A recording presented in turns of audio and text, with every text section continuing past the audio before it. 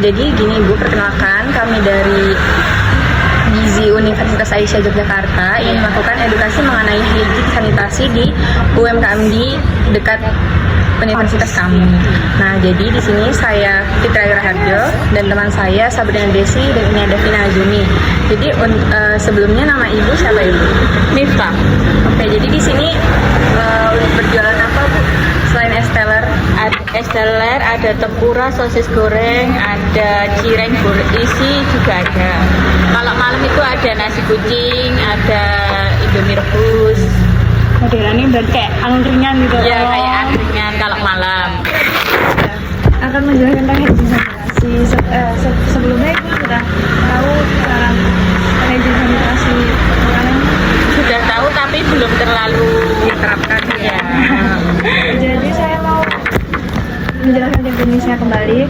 Higien sanitasi itu upaya untuk mengendalikan segala kemungkinan kontaminasi makanan, mulai dari bahan makanan, penjamah makanan atau orang yang berjualan, lingkungan dan tempat, serta perlengkapannya yang berpotensi sebagai perantara di dalam penyebaran penyakit atau gangguan kesehatan.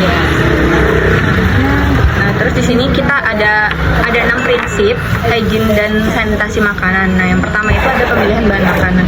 Sebelumnya di sini di Esteller ini kan ada buah-buahan ya Bu ya? Iya. Nah, kalau buah-buahan itu kan rentan busuk ya Bu? Iya. Nah, jadi untuk pertama pemilihan bahan makanan itu nanti Ibu kalau memilih buah, mungkin ya buah, itu pilih buah yang utuh, segar, terus nggak kelihatan keriput sama yang cerah, terus yang nggak kusam gitu.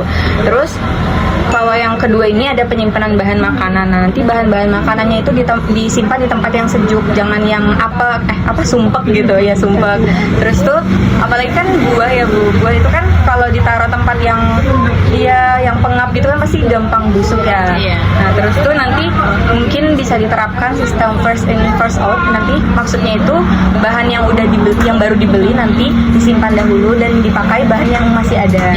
Nah, terus itu kalau untuk pencucian bahan makanan itu sebaiknya dihindari sebelum dimasukkan ke dalam kulkas agar menghindari kelembapan. Terus jauhkan dari bahan-bahan yang berbau tajam. Terus itu kalau misalnya ada yang buah yang belum matang, itu nanti dijauhkan atau dipisahkan dengan buah yang sudah matang. Apalagi kalau udah ada yang busuk gitu Bu. Terus mungkin nanti kulkasnya juga dibersihkan secara rutin gitu. Nah, yang ketiga di sini ada persiapan dan pengolahan. Untuk persiapan sendiri mungkin nanti peralatan bahan makanannya itu tidak bercampur gitu. Misalnya tadi kan ada jualan yang goreng-gorengan itu ya.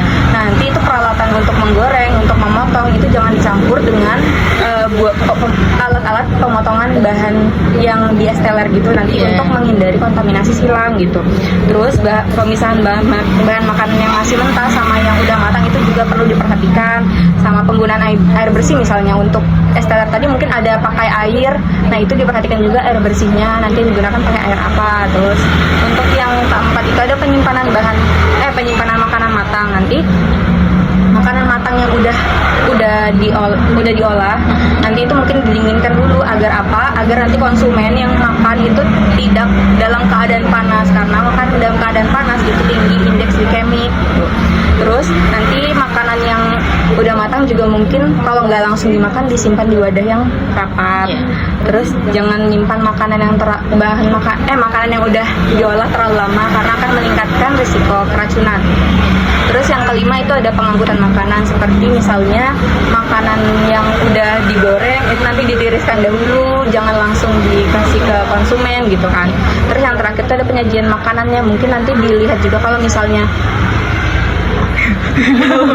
nanti selesai diolah nanti langsung disajikan ke konsumen, tapi dilihat untuk tempatnya, mungkin ya penyajian makanan wadahnya apakah itu food grade atau enggak gitu.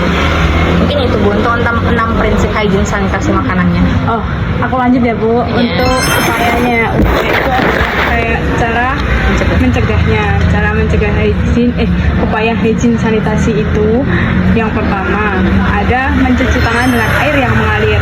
Nah, mencuci tangannya itu bisa menerapkan kayak ada digosok gini dulu Bu, terus digosok gini, lanjut gini, terus gini. Gunakan sabun ya Bu, setiap akan menjamah makanan. Terus juga menjaga kebersihan. Biasanya kan kalau habis sambil ini kita sambil ini gitu. Nah itu diusahain kayak misal habis goreng terus cuci tangan dulu atau gimana gitu loh Bu. Jaga kebersihan bahan makanan dan makanan yang telah diolah. Biasanya kan kalau tempura itu kalau misalnya udah digoreng sok dihinggapi lalat kan. Nah gitu itu bisa kayak ditutup dulu pakai kertas minyak apa gitu Bu. Juga kebersihan semua peralatan memasak dan wadah makanan. Peralatan masak itu tadi contohnya ada wajan, terus ada saringan gini tadi yang untuk meniriskan, terus capit-capitnya gitu Bu. Terus ada misal es telernya itu pisau untuk motong-motong. Nah itu kalau bisa diusahakan untuk dicuci terlebih dahulu dan dijagalah untuk kualitasnya supaya sanitasinya itu menggunakan capit dan sendok itu dalam pengambilan makanan. Kan biasa kalau pembeli kan kadang pakai tangan gini. Nah itu bisa kayak Mbak pakai ini dong capit, nanti takutnya yang lain gitu nggak tahu tangannya kena apa gitu Bu.